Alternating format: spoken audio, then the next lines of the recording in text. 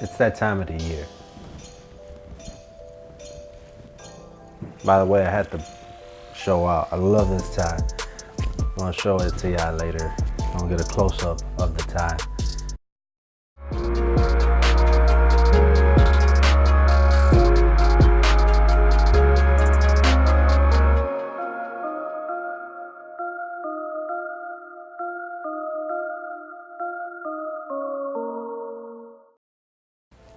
Today we celebrate the reason for the season. Feliz Navidad, Merry Christmas. Today I'm gonna give you 5 things you might have known or not known in regards to the Christmas season. Number 1, so the word Christmas comes to us from the actual word, the Old English word, Mass of Christ or Christ Mass. I know it would have been easy to pin those two together, but I might have mentioned it in the other video. But I was joking around when I said that. I actually went and searched it up, and in fact, that's what it really means. Even the word holiday is derived from the phrase holy day. Number 2, candy canes are interesting candies. We receive these and we get these candies normally around this time of the year. And the symbol and the way it's shaped, the candy cane is shaped, is actually representative of a couple of things. First, the shape of the candy cane itself represents and it actually symbolizes the shepherd's staff. And in this case, we're talking about Jesus being the good shepherd. Now, the candy cane has, normally the original candy cane was painted with 2 colors, or was dyed with 2 colors, if you will. I want to say paint, they don't paint the stuff on, they don't make the candy cane, they don't paint it afterwards. But the candy cane's original 2 colors, white and red, have significant meaning when it comes to Jesus. The white represents Jesus' purity, the red represents the blood that he is going to shed for the redemption of us.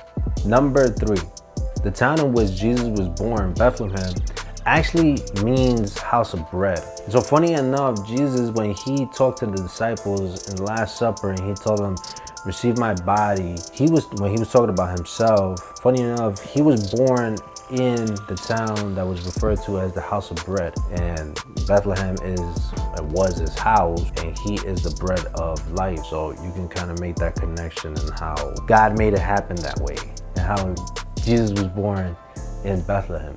This is an important point in Jesus' life, because when he gives the apostles during the Last Supper, when he was giving them the Eucharist and telling them to receive his body, he was giving them, his body, but it was the bread that was being transubstantiated. So it was no longer bread, but rather his body and blood, soul, divinity. He gave them and entrusted this mission to them during the Last Supper, which we still celebrate today when we receive the Eucharist.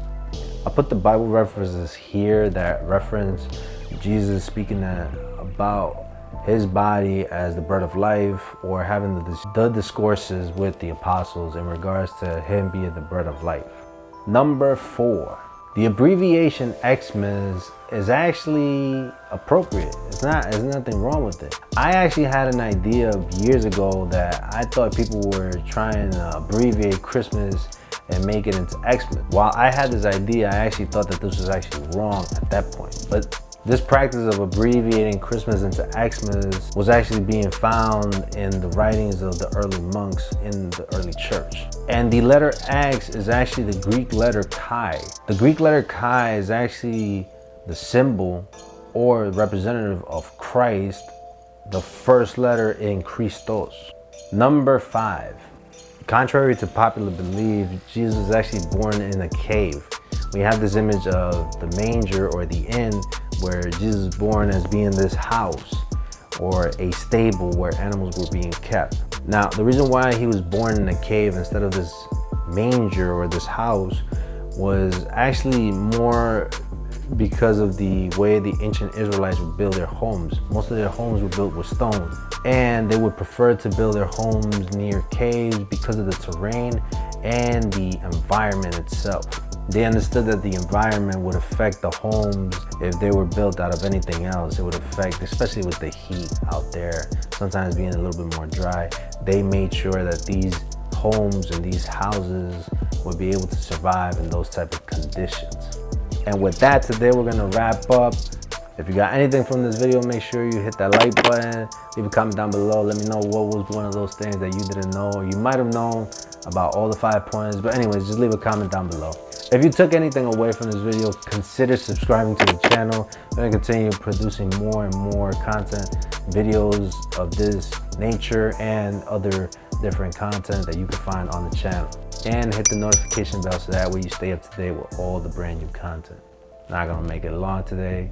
Blessings, peace to the world, joy to the world. Merry Christmas. Feliz Navidad.